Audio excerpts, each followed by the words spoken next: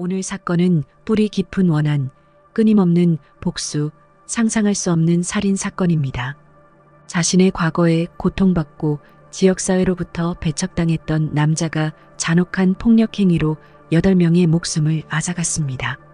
2004년 8월 13일 가랑비가 내리던 가을밤은 산촌의 밤을 더욱 서늘하게 만들었습니다. 어둡고 비가 오는 밤에 산시성 밍싱촌의 마을 주민들은 바쁜 하루를 보낸 후 잠에 들고 있었습니다.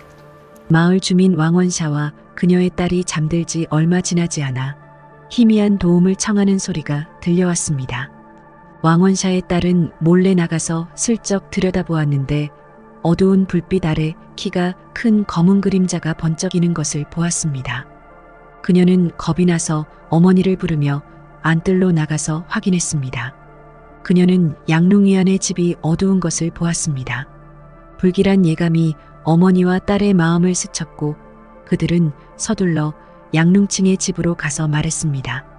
양릉층은 급한 노크 소리를 듣고 문을 열었습니다. 비에 젖은 왕원샤는 당황한 표정으로 말했습니다. 양릉위안의 가족에게 무슨 일이 생긴 것 같아요. 빨리 가서 확인해 주세요.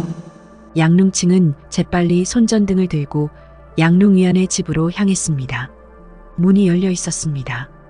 집 안으로 들어가 양릉층은 손전등을 비추었고 그 순간 숨이 멎을 것 같았습니다.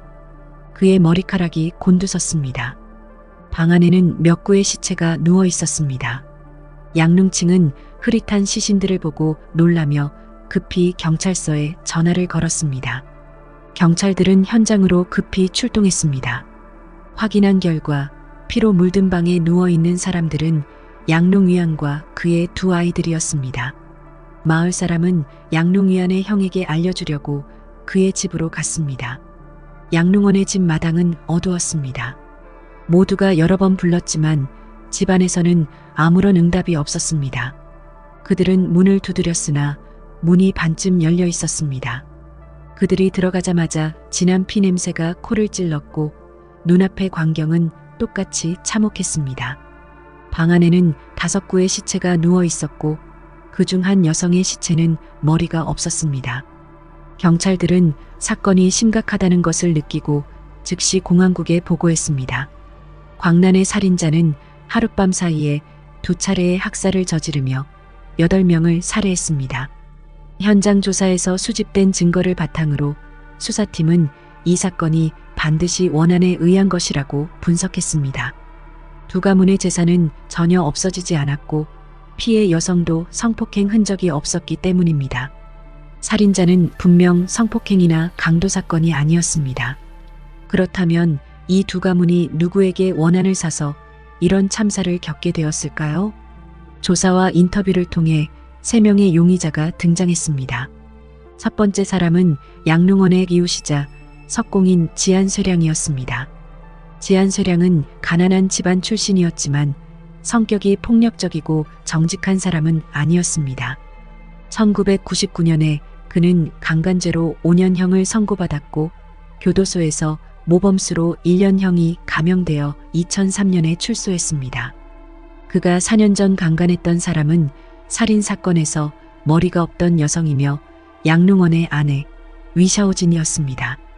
그때 경찰에 신고했기 때문에 지안쇠량은 5년형을 선고받았습니다. 지안쇠량이 위샤오진 때문에 수감되었으니 그녀에게 원한이 있을 가능성이 큽니다. 따라서 범죄를 저질렀을 가능성이 높은 인물이었습니다. 두 번째 사람은 위샤오진의 전 남자친구이자 같은 마을에 사는 수용입니다.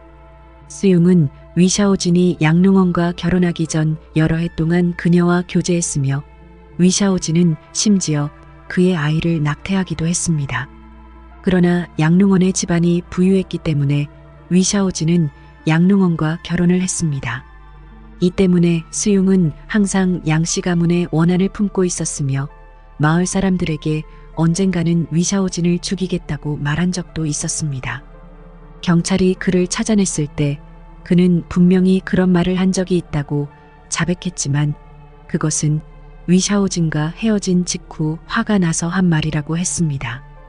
8월 13일 저녁에 이웃 마을에 있었으며 마을 사람들 여러 명이 증명할 수 있었기 때문에 경찰은 용의자에서 제외시켰습니다.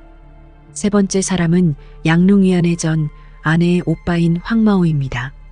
이 사람은 이웃 마을에서 악명 높은 깡패였습니다. 과거에 양롱위안이 자주 그의 여동생을 괴롭혔기 때문에 양롱위안의 집에 가서 때린 적이 있습니다. 나중에 양롱위안과 그의 전 아내는 이혼하게 되었습니다. 이에 대해 양롱위안의 전 아내와 오빠 황마오는 매우 불만이 있었습니다. 황마오는 언젠가 양롱위안을 죽이겠다고 한 적이 있습니다. 그러나 며칠 전 싸움 중에 단검에 찔려 병원에 입원해 있는 상태라는 것을 알게 되었습니다. 그는 침대에서 일어나지도 못하는 상태였기 때문에 범행을 저지를 수 없었습니다. 그래서 경찰은 잠정적으로 그를 용의자에서 제외시켰습니다. 수사팀이 지안쇠량을 찾고 있는 동안 한 마을 주민이 수사팀에게 단서를 제공했습니다.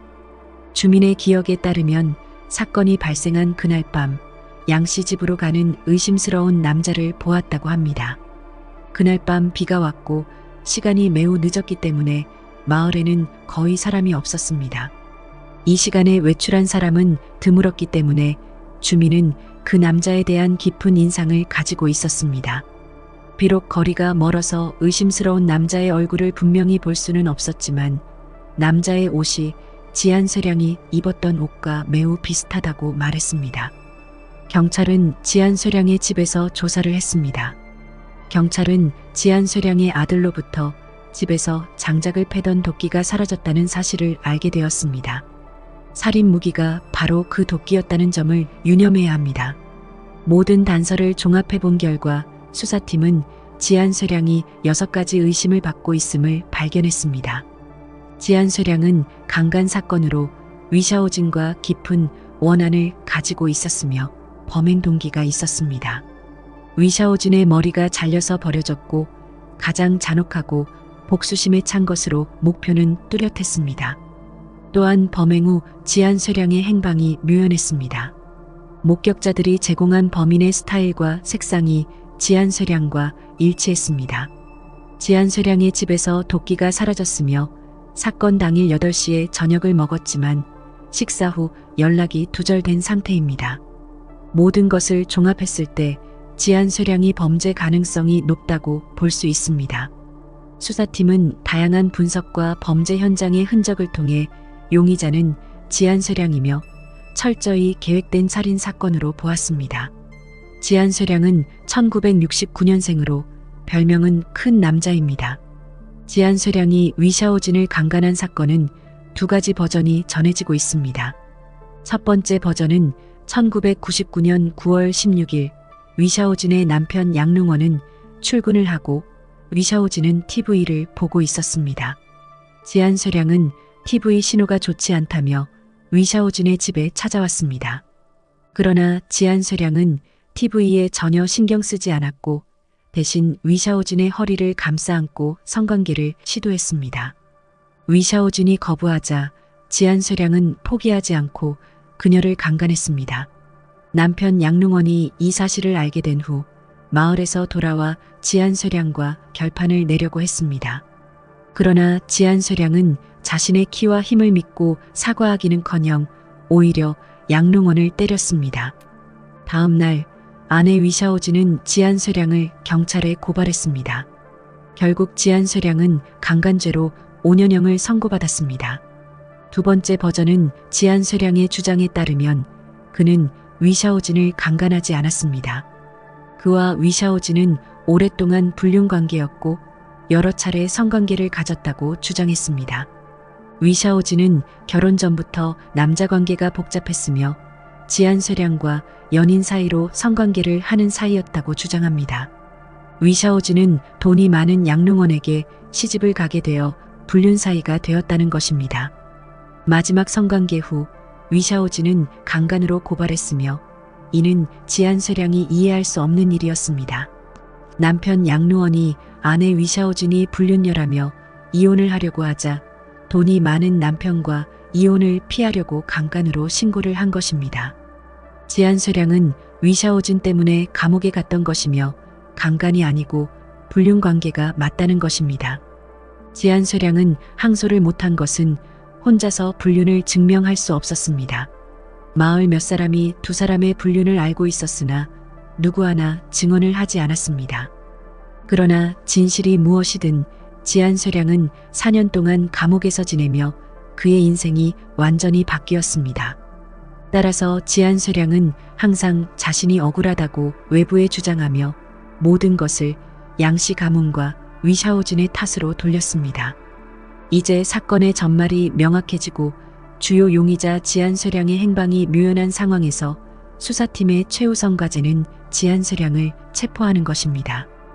8월 14일 보행자와 차량을 검문하며 8곳의 계곡에 대대적인 수색을 벌였습니다. 그러나 수색에서 실질적인 결과를 얻지 못해 단서를 제공하도록 수사팀은 5만 위안의 포상금을 걸었습니다. 동시에 경찰은 1만 장 이상의 몽타주를 고속도로와 마을에 배포하고 지역 TV에 반복적으로 방송했습니다. 그러나 여전히 용의자 지안쇠량의 흔적은 발견되지 않았고 수사팀을 초조하게 만들었습니다. 시간이 지체될수록 용의자가 포위망에서 벗어날 가능성이 높기 때문입니다. 그렇다면 지안쇠량은 어디에 있었을까요? 8월 18일 정오 71세 주민 허범권은 요리를 하고 있었습니다. 그의 아내가 장을 보러 나간 사이 새 그릇에 국수를 퍼서 주방의 도마 위에 놓고 앞마당에 세탁물을 널었습니다. 주방으로 돌아와 국수 한 그릇을 누군가가 먹은 것을 발견하고 돌아보니 낯선 사람이 숨어 있었습니다. 그 사람은 키가 크고 더운 날씨에 두 벌의 옷을 입은 것이 두려운 마음이 들었으나 그 사람은 아무 말 없이 산으로 올라갔습니다. 허범권은 그 낯선 사람이 숲에서 조용히 앉아 있는 것을 발견했습니다. 그는 의심스러워 즉시 경찰에 전화를 걸었습니다. 허범권은 길을 안내하며 경찰은 수색했으나 실패했습니다. 낯선 남자는 지안쇠량의 얼굴과 비슷했으나 대규모 수색을 시작했지만 발견되지 않았습니다. 그날 밤 8시 30분경 4명의 경찰이 도로변에서 검문을 하다가 뱀가죽 가방을 든 키가 큰 남자를 발견했습니다. 지안쇠량은 경찰의 추적을 피하기 위해 산에서 야생과일과 샘물을 먹고 살았습니다. 5일을 버텼지만 피곤하고 배가 고파서 음식을 찾으러 산을 내려왔던 것입니다. 그는 키가 크고 머리가 헝클어져 있어 수상하게 보였습니다. 경찰관들은 즉시 그를 둘러싸고 체포했습니다. 사진과 대조한 후 살인마 지안쇠량이 확실합니다. 8월 18일 지안쇠량은 범행 사실을 모두 자백했습니다. 지안쇠량의 진술에 따르면 강간죄로 2003년 출소했으나 엄청난 변화를 겪었습니다. 변하지 않은 유일한 것은 그의 아내가 그를 향한 사랑이었습니다. 강간죄로 지안쇠량이 체포된 후 남편은 잘못이 없고 위샤오진이 남편을 유혹했다고 믿었습니다. 수감 4년 동안 아내는 시부모를 돌보고 아이들을 키우며 오직 남편이 출소하여 가족과 재회하기만을 기다렸습니다. 가족의 부양과 돈을 벌기 위해 농사뿐만 아니라 모래를 나르기까지 했습니다. 지안쇠량이 출소한 후 그의 가정은 이미 가난에 처해 있었습니다. 바람과 햇볕에 시달린 아내를 보며 지안쇠량은 갑자기 죄책감을 느꼈습니다. 그는 돈을 벌어 아내가 좋은 삶을 살 수 있도록 노력했습니다. 그러나 마을 사람들의 따돌림이 슬프고 화나게 만들었습니다. 위샤오진 가족 간의 갈등은 날이 갈수록 심각해졌습니다. 한 번은 위샤오진의 집에 물건이 없어졌을 때 사람들에게 지안쇠량이 훔쳤을 것이라고 말했습니다. 이로 인해 마을 사람들은 지안쇠량을 경멸했고 아무도 그와 어울리려 하지 않았습니다. 마을에서 살아남을 수 없게 된 그는 건설 현장에서 석공으로 일했습니다. 그러나 아내가 좋은 삶을 살게 하려면 많은 시간이 필요했습니다. 가족의 가난과 마을 사람들의 무시는 위샤오진 때문이라 생각하며 증오가 날이 갈수록 커져만 갔습니다. 2004년 8월 13일 지안쇠량은 건설 현장에서 지친 하루를 마치고 집으로 돌아왔습니다. 그의 아내는 기쁘게 말했습니다. 오늘 5대의 트럭에 모래를 실어서 20위안을 벌었다고 합니다. 아내의 말을 들은 지한쇠량은 매우 슬펐습니다. 이 여자는 그와 함께 너무 많은 고생을 했습니다. 자신의 무능함을 생각하며 집 밖으로 나오자 위샤오진의 가족들은 웃고 떠들며 행복한 삶을 살고 있었습니다. 자신의 집을 돌아보니 집은 낡고 부부는 힘들게 일해도 돈을 벌지 못했습니다. 집은 황폐했고 찾아오는 사람도 없으며 그의 아이들은 친구도 없었습니다. 지한쇠량은 삶의 어려움에 직면하여 모든 것을 위샤오진 탓으로 돌렸습니다. 만약 위샤오진이 그를 고소하지 않았다면 그는 감옥에 가지 않았을 것이고 명예도 잃지 않았을 것입니다. 자신의 능력으로 좋은 삶을 살 수 있었지만 이 모든 것이 위샤오진 때문에 무너졌다고 생각했습니다. 비가 내리기 시작했습니다. 그날 밤 지한쇠량은 술을 마시고 이성을 잃었으며 그의 마음속에는 오직 복수만이 있었습니다. 아내와 아이들이 잠든 후 지한쇠량은 도끼를 들고 돌아올 수 없는 길을 나섰습니다. 지한쇠량은 먼저 위샤오진의 집에 침실로 침입하여 TV를 보고 있던 위샤오진, 남편, 딸과 조카를 살해했습니다. 침실을 떠날 때 위샤오진의 할아버지가 창고에 숨어 있었지만 살해했습니다. 그리고 위샤오진 침실로 돌아와 두상을 도랑에 던졌습니다. 지한쇠량은 위샤오진 가족 5명을 살해한 후 양룽원의 형 양룽위안의 집으로 갔습니다. 그는 TV를 보고 있는 쌍둥이를 살해하고 TV를 도끼로 부셔버렸습니다. 그리고 침대에 자고 있던 양룽위안을 살해했습니다. 그는 하룻밤 사이에 8명의 살인을 저지르고 말았습니다. 2004년 9월 14일 지한쇠량을 호송하는 경찰차가 사이렌을 울리며 법원으로 향했습니다. 길 양쪽에서 구경하던 사람들은 차량이 지나가는 것을 보고 사람들로 가득 찼습니다. 법정에서 지한쇠량은 자신의 범죄를 인정했습니다. 법원은 지한쇠량에게 고의적 살인죄로 사형을 선고하고 1만 2천 위안을 배상하라고 선고했습니다. 이번 사건은 해결되지 않은 갈등과 뿌리 깊은 원한의 위험성을 강조합니다. 지한쇠량이 자신의 행동에 대한 책임을 받아들이기를 거부하고 대신 다른 사람을 비난한 것은 더 큰 비극을 초래했습니다. 여러분은 어떻게 생각하시나요? 피해자분들의 명복을 빕니다. 시청해 주셔서 감사합니다.